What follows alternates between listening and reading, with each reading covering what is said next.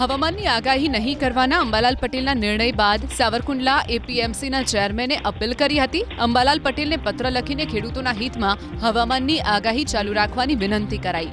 પત્રમાં ચેરમેન દીપક માલાણીએ અંબાલાલ પટેલની આગાહીને ખેડૂતો માટે આશીર્વાદ સમાન ગણાવી ખેડૂતોના વિશ્વાસને જાળવવા આગાહી ચાલુ રાખવાની અંબાલાલ પટેલને અપીલ કરી।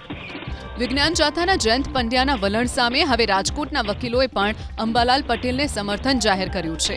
આગાહીને લગતા કેસ થાય તો માત્ર ₹1ના ટોકનથી કેસ લડવાની રાજકોટના વકીલ જિગ્નેશ લાખાણીએ જાહેરાત કરી।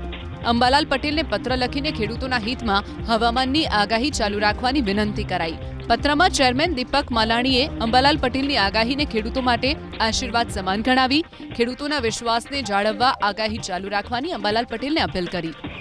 વિજ્ઞાન જાથાના જયંત પંડ્યાના વલણ સામે હવે રાજકોટના વકીલોએ પણ અંબાલાલ પટેલને સમર્થન જાહેર કર્યું છે।